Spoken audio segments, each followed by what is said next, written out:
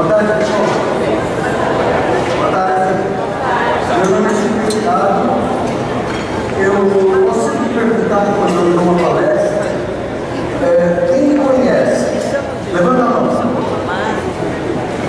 Quem não me conhece? Tá, então eu falo um pouquinho sobre mim, fazer um briefing da minha pessoa, para a gente, saber quem eu sou, por que eu estou aqui na frente, orando, o que acontece. O som tá bom? Tá todo mundo ouvindo? Levanta a mão quem está ouvindo bem. Quem não está ouvindo bem? Tá. É o seguinte, eu sou Chico Penteado, eu escrevi um livro chamado Conversando com os Reptilianos, no ano de 2010. Esse livro, ele é uma autobiografia da minha experiência com ufologia. Eu comecei a trabalhar com ufologia em 2002, quer dizer, comecei a trabalhar com ufologia, comecei a praticar. Gostar, eu sempre gostei.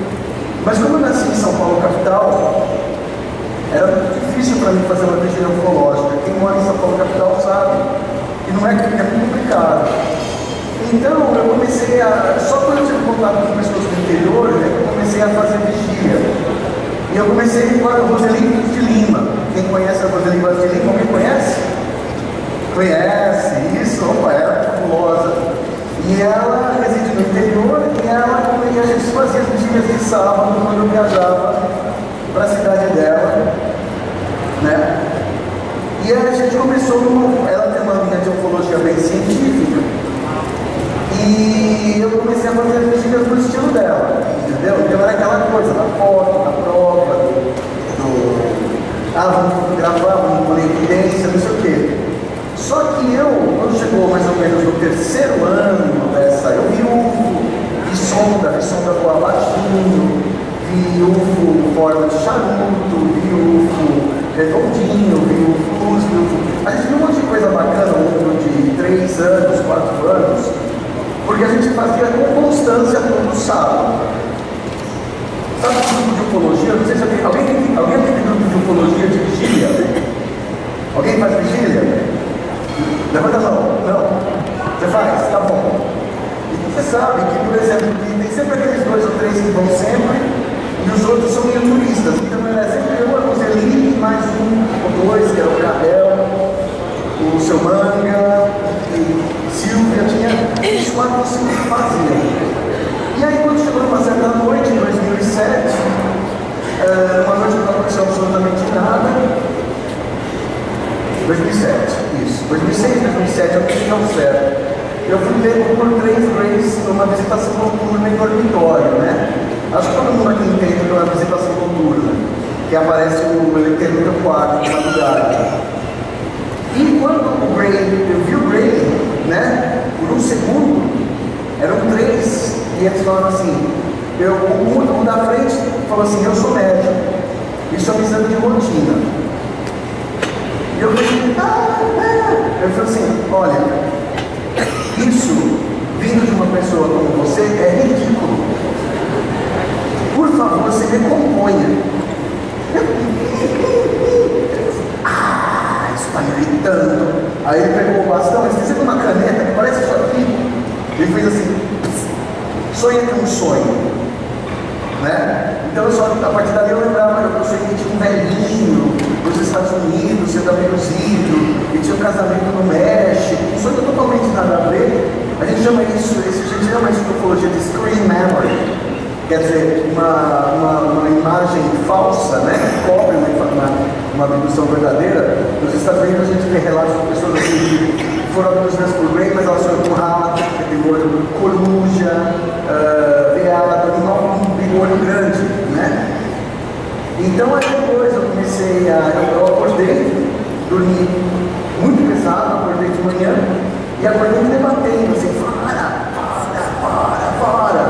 E aí eu, com essa experiência, eu falei assim, não, eu tenho certeza que eu fui abduzido. Aí eu fui fazer hipnose, aí deu que tinha mesmo, né? Pelo menos eu acredito em mim mesmo, né? Só acreditar em mim mesmo que vai acreditar. Depois de outros encontros, eu tive outros, comecei a ter viagens astrais, coisas, outros fenômenos paranormais estranhos. e se seguiram, onde eu encontrei extraterrestres, entidades, né? Entidades para manter a neutralidade de aparência nórdica, e por fim, os reptilianos. E quando o reptiliano chegou, a minha experiência, o auge do livro é esse. Vocês não vão ler o livro, vocês não vão ler. O download é gratuito. Quem quiser ler, é só procurar Conversando com os Reptilianos PDF, download gratuito, vocês vão achar. Porque hoje em dia eu disponibilizo a todos. Se quiser ler, não custa nada. Mas aí eu me vejo numa base, uma reptiliana fêmea chega perto de mim e fala assim: é muito triste ver você dessa forma, né?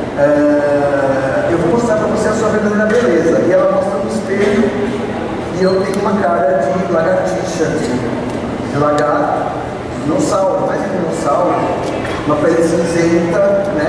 Ela fala assim: é isso que nós queremos ver de você. É assim que você vai ser depois que você morrer e voltar para nós. Porque você vai, essa é a sua última reencarnação como humano, você está livre, você já pagou o que tinha que pagar, né? Depois eles explicam que, explicaram para mim que a configuração de planetas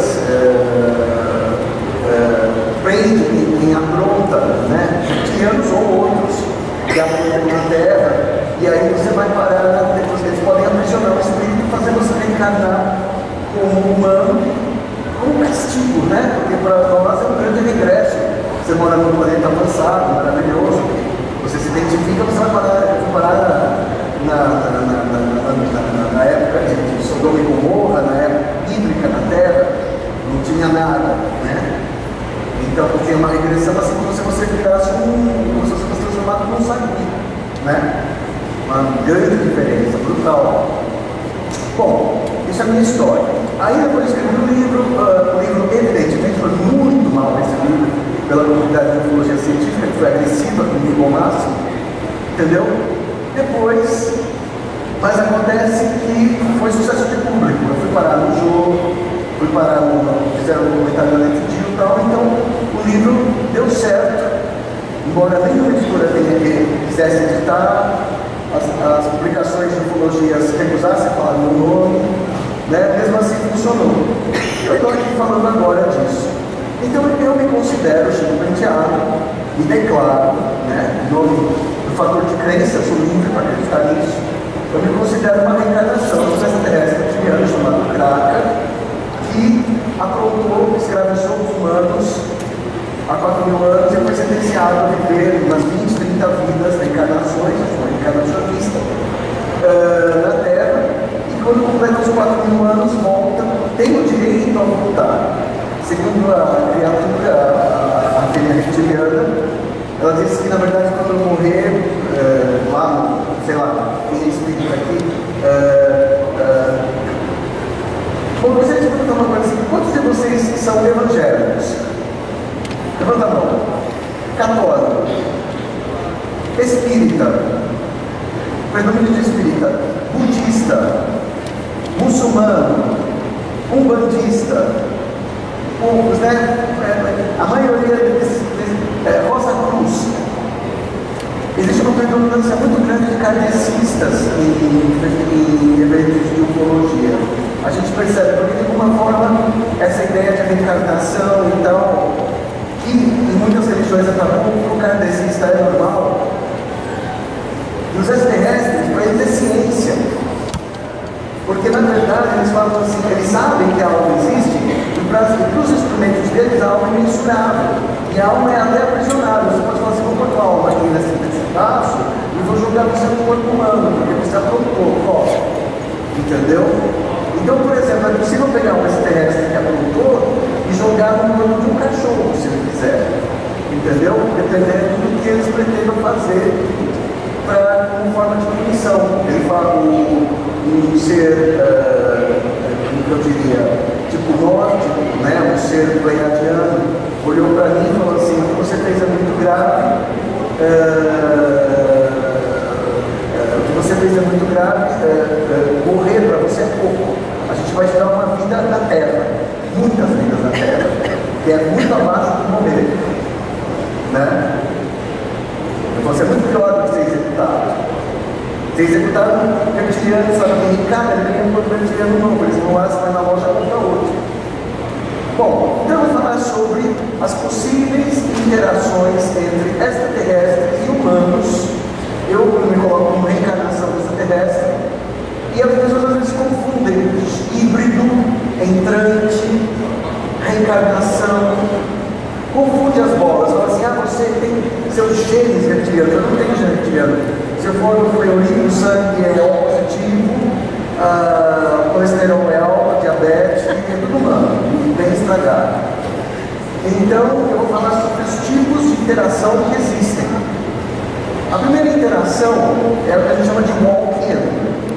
É o entrante, né? Há uma consciência humana, deixa o corpo, e há uma consciência terrestre, o espírito toma o corpo permanente ou temporariamente.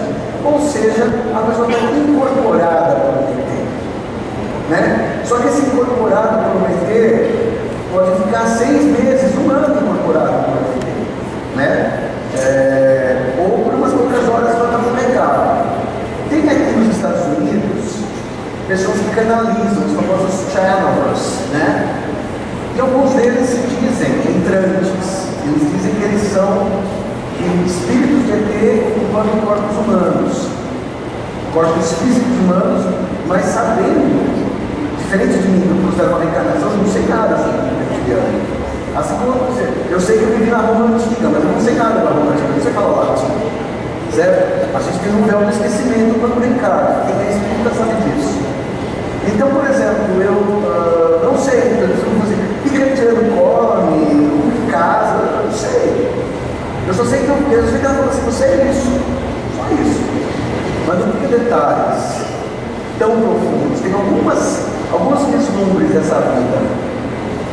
No caso do entrante, ele se diz, não é no caso, ele se diz um cara que é ET e que vive na Terra fazendo uma pesquisa ou mandando uma mensagem usando o corpo de um humano vivente normal. É o walk-in. Nesse caso, a gente tem aqui, por exemplo, tem esse livro de Awakening, 2 caras que se dizem entrantes, Samizar e Silava, 2 nomes ETs, né?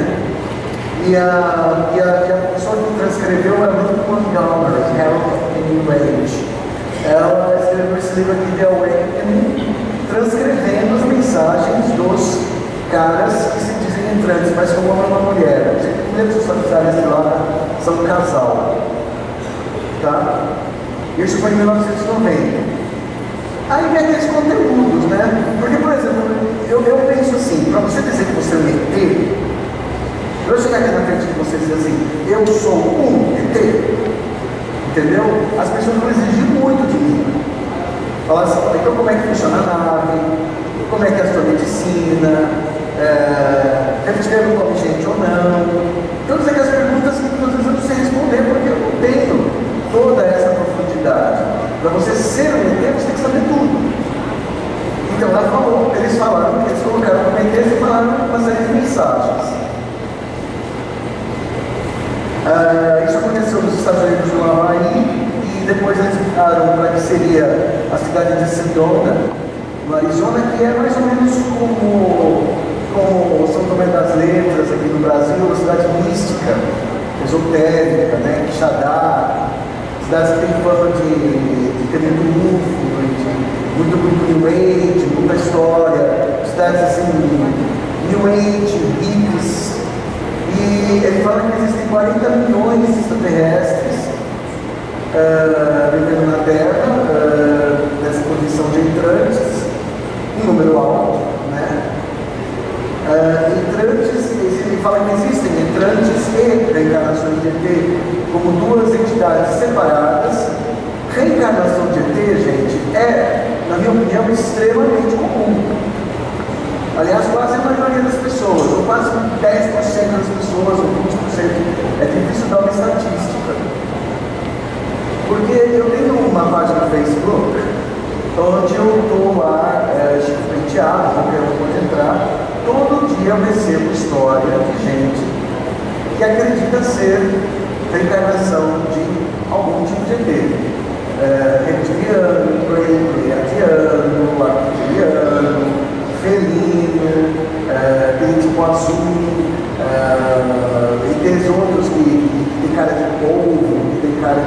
cachorro, outros tipos menos famosos aí, menos comuns, né? Todo dia eu recebo esse tipo de relato. A pessoa se vê num sonho, nesse estado, ou ela é visitada por uma entidade com uma certa X aparência, né?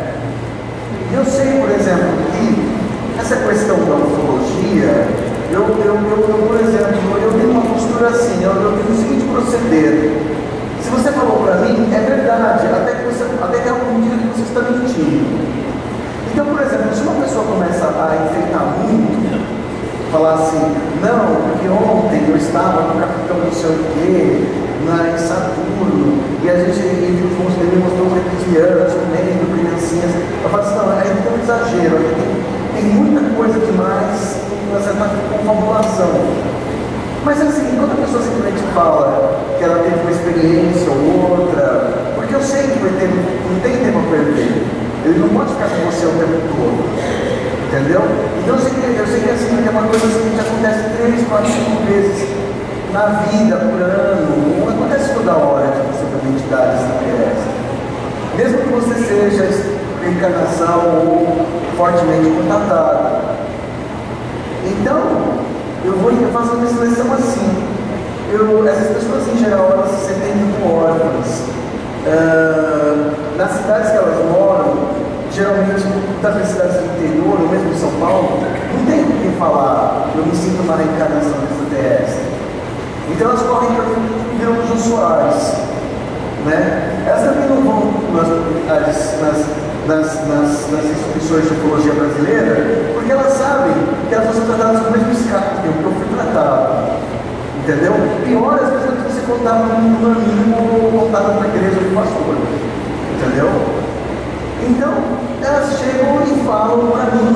Eu falo assim, tá bom, a história é verdade. Se você acredita, se teu coração diz a verdade, para mim é verdade. Né? Eu não vou ficar preocupando em provar, porque não tem como provar isso. Entendeu? Assim, é que nem catar arco-íris com rede, né? Você não consegue provar que a pessoa é disso ou daquilo. Mesmo nas casas de reencarnação na Terra, né? A não ser que você tenha uma identidade mais recente e possa visitar a cidade que a pessoa nasceu, vamos supor, eu fui uma mulher indiana que viveu em Mumbai que chamava Sangeeta, tá bom, então tem esse nome, tem essa identidade, dá para confirmar essa encarnação. Agora, por exemplo assim, eu vivi na Idade Média, numa época que não tinha documento, que é a peste negra, não tem como provar isso, né? Vai ficar assim, eu acredito em você ou eu não acredito em você. Então, acho que a minha função é acolher as pessoas e ouvir o que elas têm a dizer, entendeu? E simplesmente dar uma palavra amiga, falar assim, eu já passei por isso, eu sei como é, né? E a sua raça, a minha, vai cuidar de você, seja lá quem você for. Então, por exemplo, esses dois entrantes americanos falaram que existe reencarnação também e que é diferente do entrante. E que a vida na Terra, para qualquer extraterrestre, isso também uma outra pesquisadora chamada Dolores Cannon fala bastante, a Terra é fantástica para você aprender a limitação e a dor. Não tem melhor lugar para você sentir impotência, né? Quer dizer, o ser humano, a gente vê tantas coisas horrorosas e não pode fazer nada. Nos mundos extraterrestres, você tem muito mais poder de ação. Entendeu?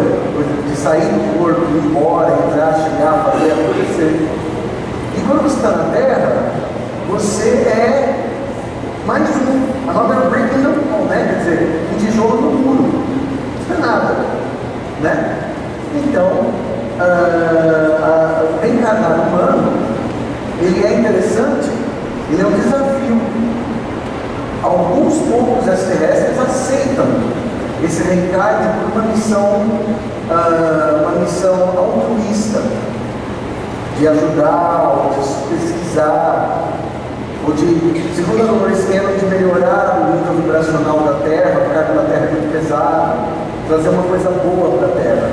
Mas existe uma grande quantidade de seres, eu me incluo nessa categoria, que nasceram na Terra para aprontar mesmo. por decaimento puro, né? Tá? Depois ele ensina também a importância de não julgar. Todos nós temos responsabilidade, ninguém tem culpa.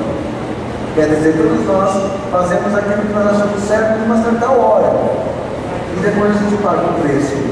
O universo vai fazer você pagar. Então não é porque se julgar os outros. É difícil. Eu, por exemplo, né? A importância de mentalizar o que desejamos, quer dizer, mesmo na impotência da forma humana, a gente plasma o nosso futuro, a gente plasma o que vai acontecer conosco, né? E a importância também a voz interior, que é o sagrado anjo guardião, é o anjo da guarda, é o guia.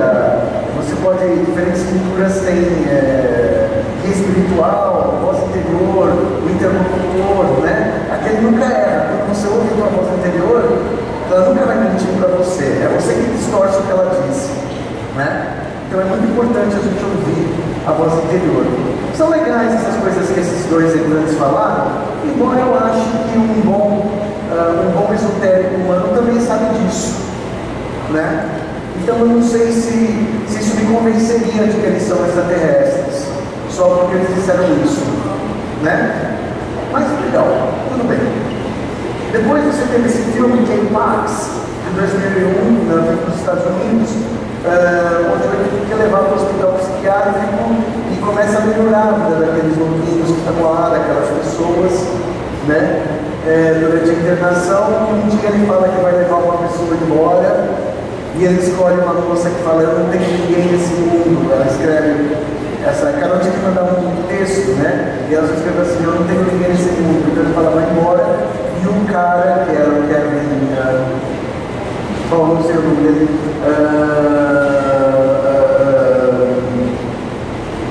quando a entrante vai embora, ele vira um vegetal, né? Isso foi inspirado, esse filme foi inspirado diretamente nesse entrante, foi um pouco posterior a essa história do entrante. Aqui no Brasil, eu consegui pesquisar, eu acho meio raro esse negócio de entrante. Eu não tenho muitos entrantes, essa história de entrante. Eu conheci o caso do Adilson, que conheceu o entrante em Botucatu em 1982.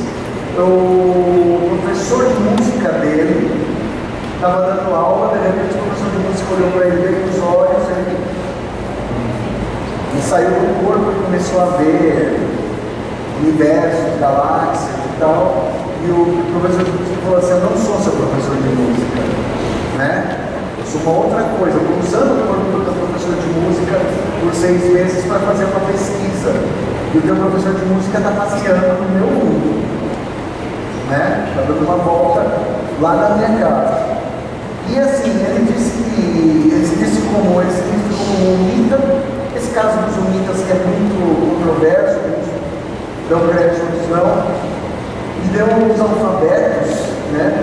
Explicou um pouco da gramática, que não corresponde ao caso que tem lá na Espanha, muito diferente. Mas de qualquer forma ele falava assim que no planeta deles, as letras indicavam para esse passado, presente ou futuro. Então, por exemplo, passado, presente ou futuro neutro. Então, por exemplo, quando ele desenhava a letra mostrava assim, eles falam assim: eu fui, se fazer um rabinho assim. Assim, eu vou, se fazer um rabinho assim. Eu irei, se fazer muito sentido. Quer dizer, né? Bem, e depois tinha neutro, significava eterno, uma série de coisas que ele explicou sobre a cultura dele, do mundo dele. E eles começaram a se encontrar, e à noite eles batiam uns papos sobre o planeta. E esse ser escolheu 4 pessoas, 2 homens e 2 mulheres, para falar coisas diferentes. Para as 2 mulheres ele falava X coisa, para os 2 homens ele falava outra coisa, né? Não sei se a gente não sabe muito bem o que ele disse para as outras, porque cada um só sabia uma parte do que o cara falava.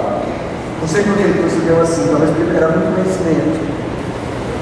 Depois, ele chamava-se professor Vitor, lá na escola de música. Mas na verdade o nome dele era Adar, né? e 2 testemunhas e se declarou mita. Depois, quando chegou no fim dos 6 meses, ele chegou para uma das mulheres e falou assim: olha, isso foi em Botucatu.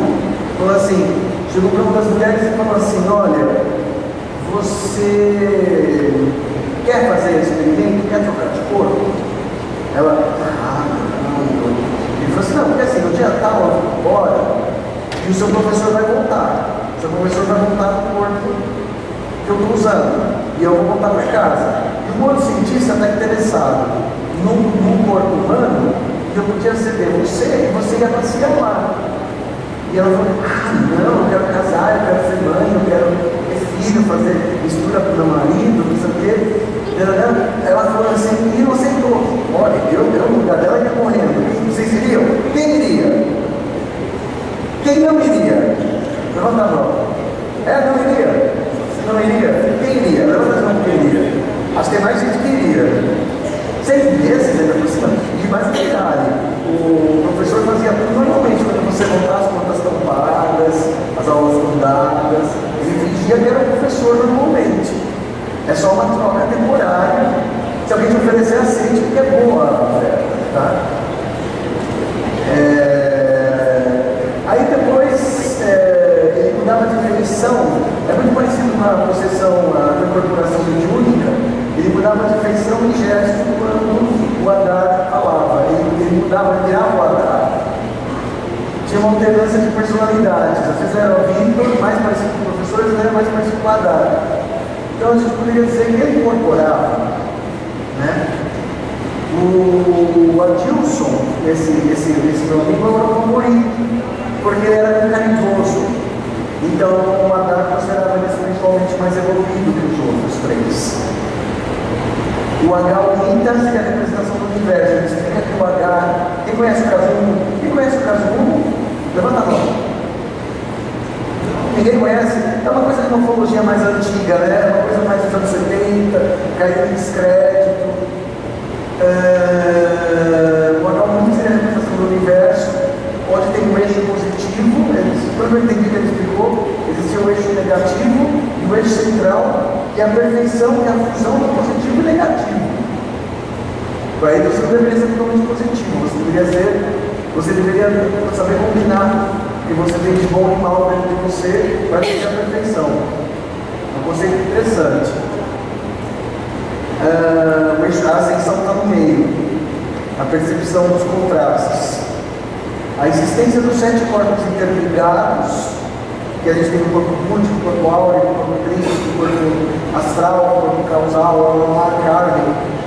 E aí ele via aquilo ligado com tubinhos, como se cada tubinho ligava, e ele via aquilo como se fosse uma sala ligando a outra sala, quer dizer, são vários aspectos da tua essência que se interligam e interferem uns nos outros. E, por exemplo, uma coisa que você comete errado no teu corpo astral ou físico vai atingir o teu corpo, vamos dizer, espiritual elevado e vice-versa. Mais um pouco da espiritomita, né? Essa espiritomita que ele escreveu, então ele praticava com o professor falava muito bem, bem escrito. Então, coisa de escrita de ET, tem várias escritas de ET, né? A Irene também pegou também aquele caso famoso que tinha escrita, né? A escrita é muito interessante, ela é muito fascinante pra gente. Agora, evidentemente que ela, assim, se você quiser dizer assim, ela é prova, não, ela não é prova, né? Porque ela não é uma tecnologia, ela simplesmente é uma expressão cultural. Então eu posso dizer assim, olha, no meu planeta as pessoas escrevem assim assado, no meu planeta as pessoas se vestem assim assado, acreditam isso naquilo. Agora a tecnologia nenhuma é inteira do ser humano. As pessoas falam assim, então, já que eles não dão tecnologia nenhuma, é tudo mentira. É muito comum, eu já escutei isso muitas vezes. Eu digo que não, sabe por quê? Porque os extraterrestres não querem o homem no espaço. Entendeu? Ninguém vai descobrir como é que faz UFO de fato, que chegue nas outras estrelas. Porque os extraterrestres não vão dar essa tecnologia. A única tecnologia permitida aos humanos, a única tecnologia que os extraterrestres têm direito de dar aos humanos, livremente, é a cura. É a cura humanitária. Tem o direito de dar lá, curar genocídios ou pessoas que eles acham que bem curar, ou por interesses pessoais ou por caridade. Mas dar para o ser humano um truque de como viaja pelo espaço, jamais. Né? Então existem essas coisas, a língua, os costumes, as leis, mas nunca deu um lugar que quer falar como é que você vai para o espaço, que é o que todo mundo quer, né? Milhões de garotos de 16, 17 anos que ligam e mandam mensagem falando assim, e aí, como é que é a propulsão? Como é que é a propulsão? Eu falo, olha, eu não sei, se soubesse eu diria. Aqui a gente tem uma outra escrita atribuída aos unitas, de italiana, espanhola, essa aqui é brasileira, lembra, né? Também algumas coisas, isso aqui são esquemas de tecnologias e tal, mas como já se passaram muitos anos, o Adilson não sabia me explicar. Ele deixou eu ficar com os papéis, mas ele falou o que era, eu não entendia o propósito dessas coisas, né? Se alguém quisesse arriscar, entendeu? Tudo escrito no idioma deles e tem esses eixos, né? Lembra aquelas Merkabas? Isso foi antes dessa moda da Merkaba, agora está muito na moda, né? Os dois poliédricos, a Merkaba. Mas isso foi feito nos anos 80, não se falava disso, naquela época não. Pelo menos no Brasil não se falava, muito menos em Botucatu. Depois você tem os extraterrestres infiltrados entre os humanos, em corpos extraterrestres originais. Ou seja, ET vivendo na Terra, fingindo que é gente humana. O caso mais famoso que me vem à cabeça é da Cynthia Himes, UFOs Over Africa, sobre a África, os africanos, de 87, onde um cara chamado Edwin conhecia o ET George numa fábrica, e na verdade era o Valdar, do planeta Koga, dos anos 60. Uma das conversas é assim: centenas de seres espaciais, assim como ele mesmo, vivendo na Terra, permanecem na Terra de 1 a 5 anos. E durante esse tempo eles estudam os humanos da maneira mais discreta possível. Então o verdadeiro ET, ele não vai a público, ele tenta ser um balconista, tenta ser um chapeiro da padaria, entregador de Coca-Cola, porque ele está lá para observar e não para ser observado. Não está lá para, no caso dos que têm que fazer pesquisa científica, sociológica, comportamental, né, que era o caso desse Valdar, ele não vinha aqui para modificar a humanidade. Não cabe aos ETs modificar a humanidade. A humanidade é um direito, inclusive, de se autodestruir. É um direito. É um direito de se extinguir. Né? Então fala assim, não, deixa lá, não vamos ajudar em nada. E ele vai e faz, ele simplesmente trabalha numa fábrica como feeder, né? Apertador de parafuso, coisa bem banal. Né? E aí eles estão pescando e aparece uma nave, o George fala pro Edwin, olha, eu venho dali, ó, eu não sou realmente George, meu nome é Valdar. E aí tem uma voz, uma caixinha, falando dentro do livro. O livro é muito bom, esse é um livro clássico, quem já leu esse livro é muito interessante. Algumas pessoas já leram, quem já leu o livro dos africanos, o pessoal mais adolescente não conhece esse livro, né? Ele não foi reeditado. É uma pena.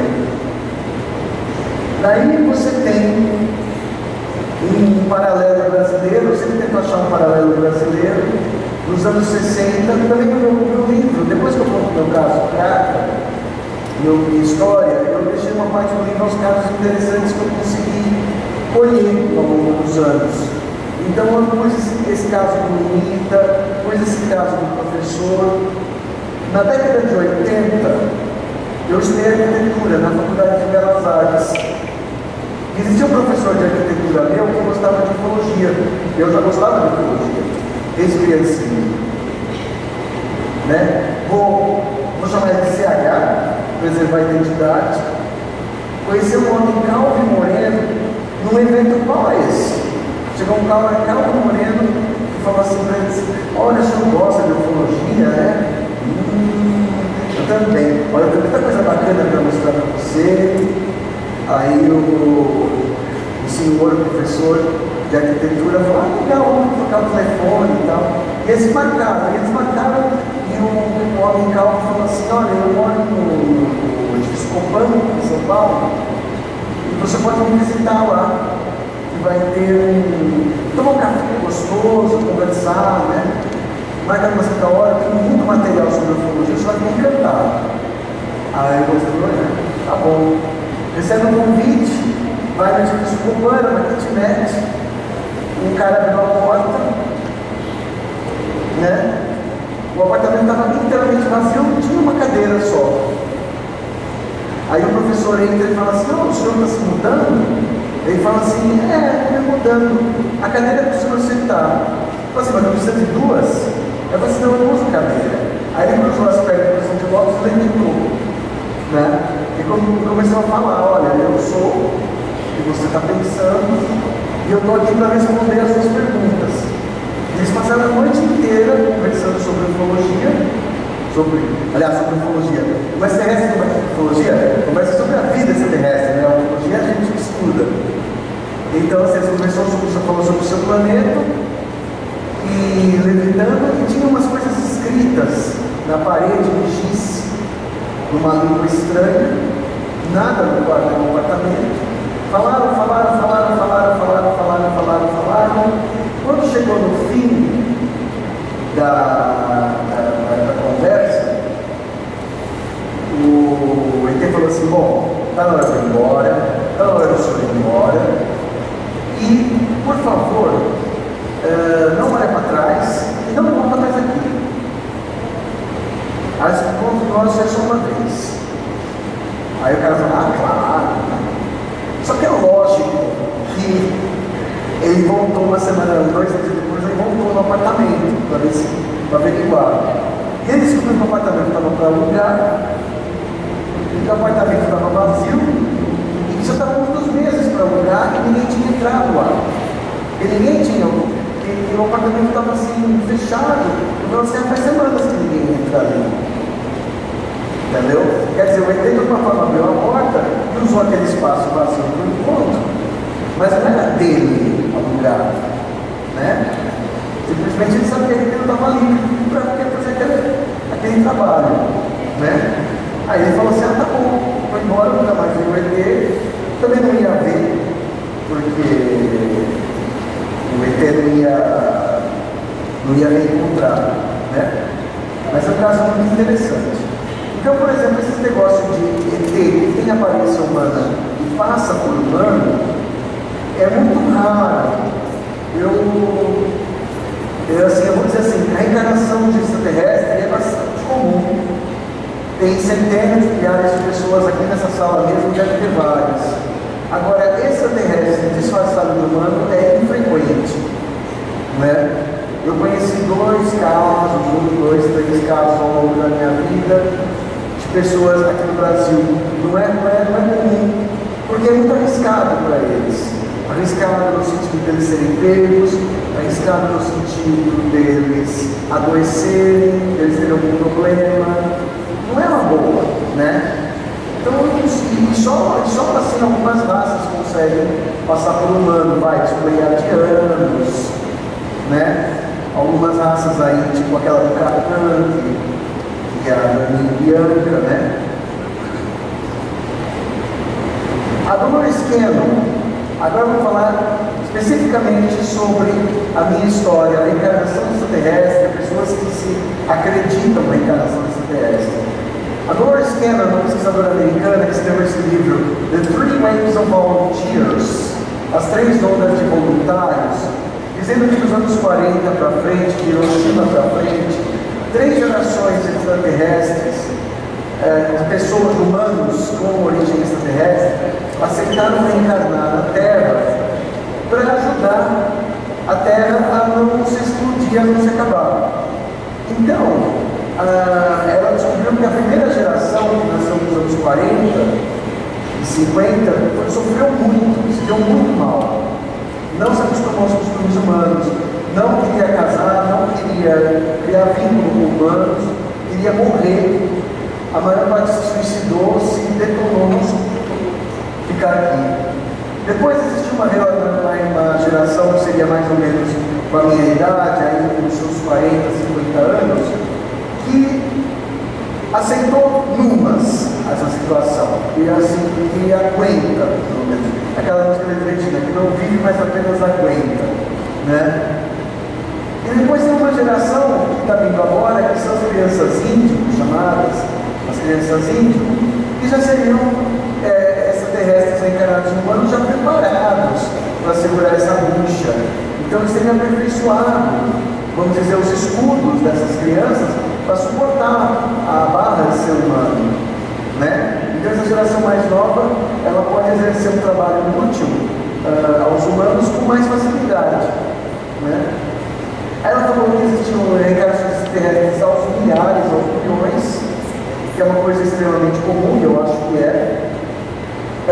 são voluntários que visam melhorar o karma da Terra. A gente tem que entender que karma, eu frequentei o budismo por muitos anos, no Ocidente se pensa em karma como negativo, mas o Buda fala de karma como positivo, negativo, neutro, grave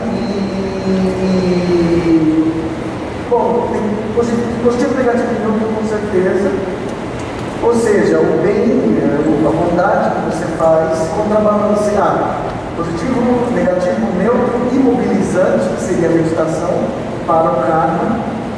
O positivo quer fazer o bem, o negativo quer fazer o mal, o neutro que são as funções ideológicas do corpo. E segundo o Buda, você pode fazer como crédito e débito. Ou seja, por exemplo, você pode fazer o bem para pagar o mal que você fez. Então, ela falou que eles mandaram interesse para a Terra, que tem, sem dúvida, um karma mais elevado, para contrabalançar a maldade humana e deixar vamos dizer, como se fosse uma injeção de crédito na conta bancária da humanidade, né? Assim que está muito endividada, mas praticamente impossível continuar essa espécie. Depois isso foi em 3 gerações sucessivas. A primeira não se adaptou bem, vai de 40 a 60, 20 a 40, e a maioria, menos de 20 atuais, parece que estão muito bem, né? É uma colocação interessante. Pamela Stonebrook, que nos Estados Unidos se acreditou como reencarnação de reptiliano também, sofreu muito nos Estados Unidos, porque ela se fala muito em David Icke, em ela escolher, então o preconceito dos reptilianos é pior do que aqui. Existe racismo contra reptiliano, né? Todo mundo fala mal. Então eles falam que ela era prostituta de Satã, mulher diaba, a nojenta. E ela sofreu muito, ela teve que sumir da mídia, porque ela era uma cantora de jazz. E ela disse que ela era apresentada pelo marido dela, reptiliano, que vinha fazer amor com ela, né? E ela falava assim: você é a minha esposa, mas você não dessa forma, na sua verdadeira beleza. E ela disse assim que depois que ela reencontrou o marido dela, ela nunca mais quis ter nada com o homem humano. Nossa, humano nem pensar. E ela foi muito rechaçada, muito maltratada por ter falado isso publicamente. Tanto por ser considerada, quando você fala que isso é reencarnação genital, uns foi chamada de charlatã, e pelos que acreditaram nela, foi chamada de maligna. Então ninguém foi legal com ela, ou chamava de charlatã ou de maligna, né? Eu sei mais ou menos como é que é isso, no caso é mais ou menos parecido, mas ela me deu forças para vir a público e falar, porque eu vi a coragem que ela teve. Depois você tem extraterrestres encarnados como humanos, tem 2 categorias básicas que a gente pode considerar. Uma é cientistas e voluntários que melhoram o projeto Terra, ou seja, ETs que vêm para fazer algo pela humanidade, né? É um grande sacrifício. fundadores a partir dos anos 50, né, mal adaptados. Os primeiros casamentos entre ETs e humanos acontecem nos anos 60 e 70, porque é a primeira vez que os primeiros ETs que conseguem reencarnar e suportar o ser humano numa interação mais direta. E depois a terceira geração de crianças que já se mistura bem. Depois, que é o caso, né, o que eu coloquei no meu livro, os criminosos que experimentam a limitação da forma humana como corretivo, né? Porque a limitação da forma humana impede você de ter o sofrimento, no sofrimento da limitação humana você para de fazer malvadezas e se comporta. É exatamente como estar preso, só que você não está preso numa cela, você está preso num planeta limitante, né? Aí eu fiz, só para encerrar aqui, né, a gente já tem quantos minutos? 10 minutos, né? Crença no extraterrestre pelo mundo. Quantas pessoas acreditam em extraterrestre pelo mundo? Eu fiz uma pesquisa, eu baseei em pesquisas internacionais, dizendo que na Índia e na China 40% das pessoas acreditam em extraterrestre. Acho que isso é mal pesquisado. Na Índia, muito mais gente acredita, na China, muito menos. Porque a China é um país comunista e a Índia é um país comunista. E depois colocaram assim: quantas pessoas na Europa? 12,5%, a Europa é altamente cética e aqui e agora. O Reino Unido, surpreendentemente, a Inglaterra, né, tem 52% de pessoas que acreditam em ETs. Os Estados Unidos têm 30 minutos.